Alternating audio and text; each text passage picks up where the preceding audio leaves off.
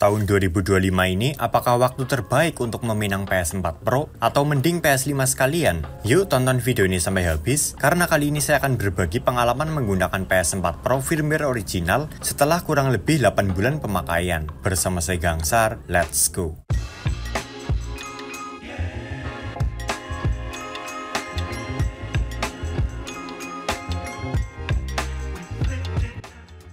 Video ini disponsori oleh Irfan Yuboom, speaker Bluetooth portable terbaik buat kamu yang suka bass. Jika kamu membeli speaker ini, kamu akan mendapatkan unit speakernya, kabel USB Type-C, manual book, dan kertas garansi di dalam paket pembelian. Secara desain, speaker ini benar-benar kompak dan solid. Bagian atas dan bawahnya sudah dilapisi karet, supaya tidak mudah bergeser ketika diletakkan. Irfan Yuboom dilengkapi dengan 6 tombol kontrol, yakni tombol power, volume up and down, Bluetooth 5.0, indoor dan outdoor mode, dan tombol multifunction. Lalu di bagian belakang ada lubang USB Type-C untuk mengecas, dan lubang audio jack 3,5 mm untuk headset. Speaker ini memiliki fitur audio spasial 360 derajat, di mana kamu bisa mendengarkan suara dari speaker stereonya yang terasa seperti dari segala macam arah, dan juga memiliki fitur IPX7 waterproof. Kamu mau membawa speaker ini sambil hujan-hujanan atau berenang pun masih tetap aman. Lalu ada fitur DSP processing untuk mereduksi suara noise, jadi kualitas audionya dijamin jernih sejernih-jernihnya. Terakhir, speaker ini juga sudah dilengkapi built-in mikrofon untuk mendukung fitur hands-free calls dan activate voice assistance. Untuk baterai, playtime Irfan Yuboom bisa bertahan selama 16 jam non-stop. Buat yang belum tahu sengebas apa speaker ini, silakan kamu dengarkan sendiri.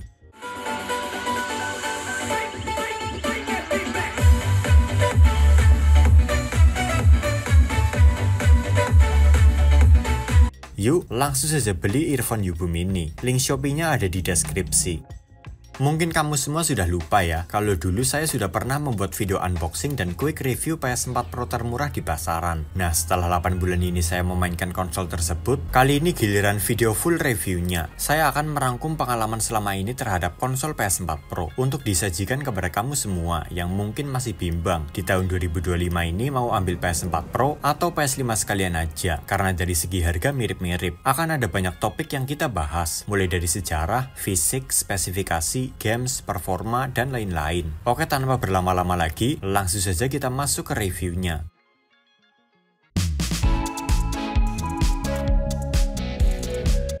PS4 Pro adalah seri paling terakhir dari ketiga model PS4. Saudaranya ada PS4 model Fat dan Slim. PS4 model ini dirilis di tahun yang sama seperti PS4 Slim, yakni 2016, yang juga digadang-gadang sebagai seri PS4 paling powerful yang pernah ada. Seberapa powerful? Yaitu karena faktor prosesor dan GPU yang sudah di-upgrade, hingga efeknya mampu menampilkan resolusi game hingga 4K maksimal dan framerate sampai 60 fps. PS4 Pro juga sering digunakan oleh rental-rental PS kelas premium, guna memanjakan mata gamer secara maksimal. Contohnya rental Abel PS Game Center milik Ferry Pratondo. Saya sendiri memilih PS4 Pro ini karena penasaran dengan bentuk fisik dan pengalaman bermainnya.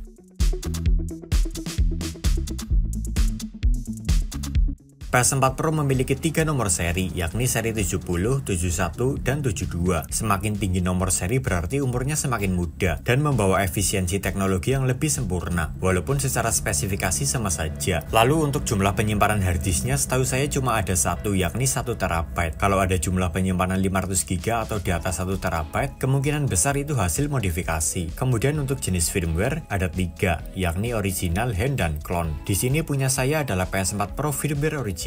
Maka game-game yang bisa saya mainkan adalah game original digital berbayar dari PlayStation Store, atau original fisik berbayar dari toko-toko PS, atau yang lebih dikenal juga dengan nama BD atau Blu-ray disc. Sementara yang hand itu firmware modifikasi yang hanya bisa memainkan game-game bajakan. Saya memilih firmware original karena saya suka bermain online, pamer trofi ke komunitas, gameplay yang lancar, dan mengoleksi BD. Kalau di PS4 hand dan clone jangan harap bisa.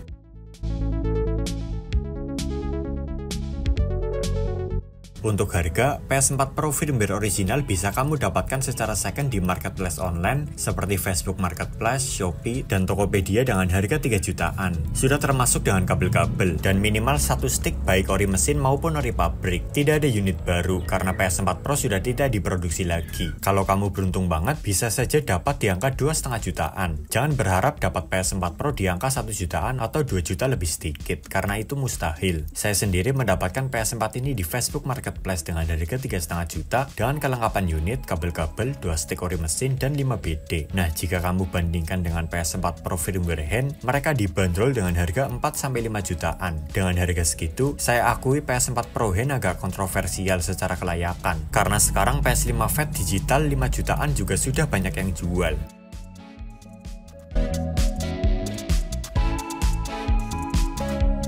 PS4 Pro memiliki dimensi panjang 327 mm, lebar 295 mm, dan tebal 55 mm. Bobotnya sendiri 3,3 kg.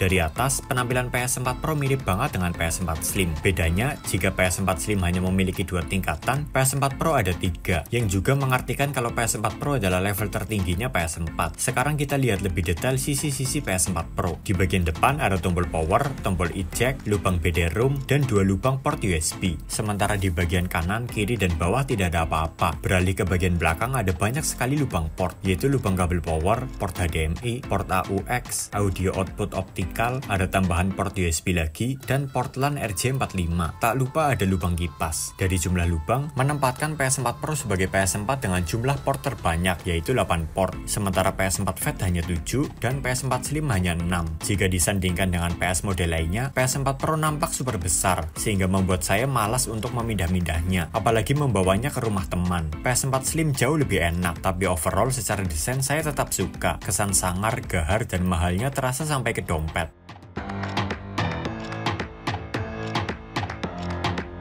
Berikut adalah spesifikasi PS4 Pro saya ini. Prosesornya menggunakan AMD Jaguar X86 648 core, GPU-nya AMD Radeon 4.20 TFLOPS, RAM-nya 8GB, penyimpanan harddisk 1 TB. Dengan kapasitas segitu, PS4 saya bisa menampung 10-15 judul game. Lalu ada fitur Bluetooth 4.0, Wi-Fi up to 5G, dan memiliki daya listrik 310 Watt maksimal. Untuk urusan spesifikasi ini, pada bagian CPU, GPU, Bluetooth, dan Wi-Fi memiliki kelas yang lebih tinggi daripada PS4 Fat dan Slim. Tak lupa termasuk tagihan listriknya karena dayanya juga lebih tinggi.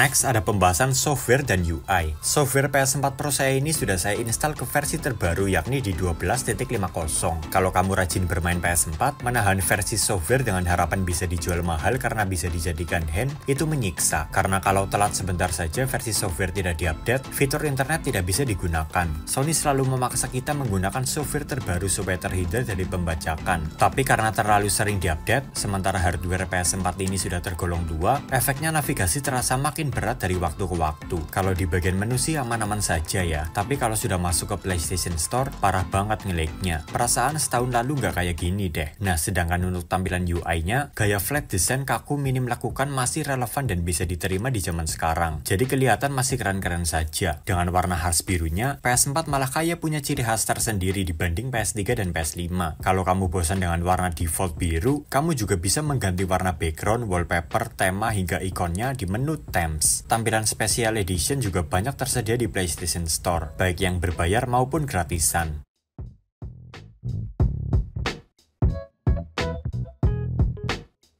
Jumlah total game di PS4 sampai video ini dibuat adalah 3.415 judul. Dan game-game terkenal di PS4 itu ada banyak banget. Contoh GTA 5, The Last of Us Part 1 dan 2, God of War, Marvel Spider-Man, Red Dead Redemption 2, Horizon Zero Dawn, dan Forbidden West, Persona 5, Uncharted, Bloodborne, Call of Duty, Ghost of Tsushima, Sekiro, Final Fantasy, Monster Hunter, EAFC, PES, dan lain-lain. Bahkan game-game terbaru saja PS4 masih kebagian walaupun tidak semuanya. Contoh Elden Ring, Tony Hawk Pro Skater 3+4, Rocket League, Metaphor Refantasio, Little Nightmares 3, dan lain-lain. Kalau kamu merasa kemahalan jika membeli game-game tersebut, tenang saja, ada banyak cara mendapatkan game-game tersebut dengan harga miring. Contohnya menunggu diskon di tab deals di PlayStation Store, membeli kaset atau BD-nya secara second di online marketplace, atau mendownload game gratisan saja kayak eFootball, Fortnite, Roblox, PUBG, dan lainnya. Saya juga sering melakukannya, jangan gengsi. Namun harus kita akui juga ya kalau makin kesini developer dan publisher game mulai meninggalkan PS4 perlahan-lahan untuk berpindah ke PS5. Makanya kamu sudah tidak bisa menemui game-game tertentu di PS4 seperti Spider-Man 2, Ghost of Yotei, Stellar Blade, Dragon Ball Sparkling Zero, Five Nights at Freddy's Secret of the Mimic, Astro Bot, Avatar Frontiers of Pandora, Final Fantasy VII Rebirth, Split Fiction, Assassin's Creed Shadows, Need for Speed Unbound, Forza Horizon, dan lain-lain.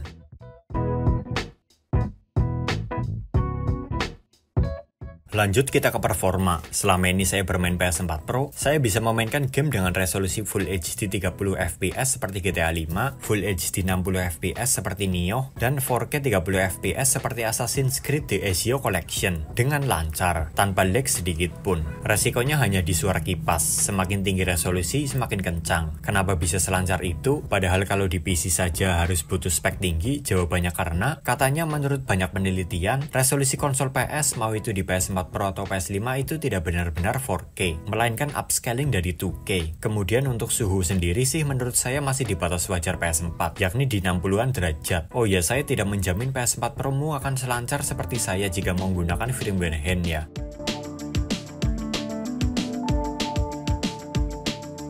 Selain resolusi 4K, PS4 Pro juga sudah mendukung fitur HDR. Nah, fitur HDR ini harus tersedia di TV atau monitor kamu jika ingin merasakannya ya. Karena tidak semua TV dan monitor itu support HDR. Kalau TV saya ini sih merek TCL 43V6B sudah HDR10 dan biasanya sudah otomatis menyala jika gamenya support HDR juga. Nah, yang saya rasakan selama bermain game di PS4 Pro adalah sama aja sih kayak main PS4 Fat dan Slim. Kecuali memang di beberapa game yang sudah support 4K kayak Horizon dan God of War, rasanya jadi lebih kaya main di PS5. Terasa sedikit ada peningkatan kedetailan dari PS4 biasa, tapi kalau turun harus main di 1080p lagi, sangat terasa perbedaannya. Secara keseluruhan, grafik PS4 tetap masih bagus banget kok. Main game Hogwarts Legacy PS4 dibandingkan Hogwarts Legacy di Nintendo Switch, PS4 menang jauh. Grafik game lebih realistis. Untuk warna juga sangat keluar, terutama warna hijau pemandangan seperti di game The Last of Us dan Red Dead Redemption 2. Kekurangan PS4 Pro hanya di ray tracing, makanya agak kebagian GTA 6.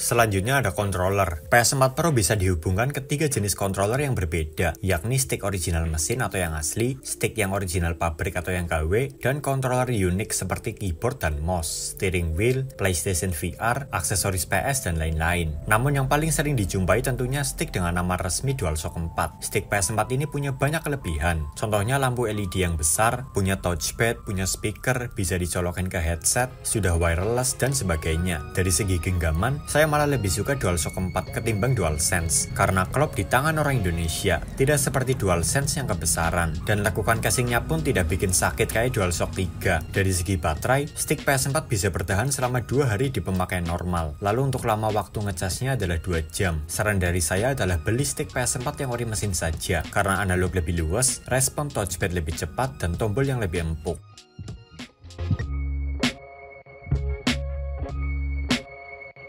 Jujur menurut saya, tidak ada kelebihan lain yang bisa dibanggakan dari PS4 Pro kecuali resolusi 4K-nya. Buat saya, resolusi Full HD 1080p itu sudah cukup banget untuk ngegame. Makanya PS4 Pro ini lebih sering nganggur di ruangan gaming saya, ketimbang saudaranya PS4 Slim dan Fat. PS4 Pro menurut saya adalah konsol yang serba nanggung. Dari resolusi sudah sama kayak PS5, dari harga juga sama, dari jumlah FPS juga sama, tapi hanya karena belum support ray tracing, PS4 Pro tidak kebagian GTA 6. Saya akan sangat kesal sih kalau nanti GTA 6 rilis untuk Nintendo Switch 2, tapi di PS4 Pro tidak, karena secara mesin harusnya PS4 Pro sangguplah menjalankan game GTA 6. Tapi ya, trik marketing di atas segalanya. GTA 6 dibuat eksklusif untuk PS5 lebih dulu karena Sony tidak ingin penjualan unitnya stagnan.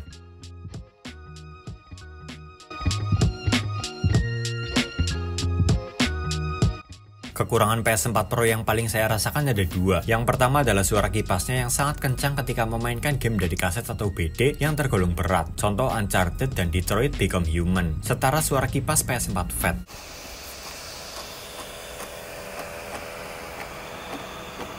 Saya kurang tahu kenapa mesin yang segahar ini masih mengeluarkan suara sekencang pesawat jet. Secara logika, harusnya enteng lah melibas game-game yang di PS4 Slim saja adem. Lalu kekurangan kedua adalah budget. Tidak hanya menyiapkan dana untuk membeli PS4 Pro yang mahal, tapi kamu juga harus menyiapkan TV yang beresolusi 4K untuk menunjang spesifikasi PS4 Pro, yang harganya juga mahal. Makanya saya baru berani mereview PS4 Pro sekarang setelah saya mempunyai TV 4K yang harganya 3 jutaan ini.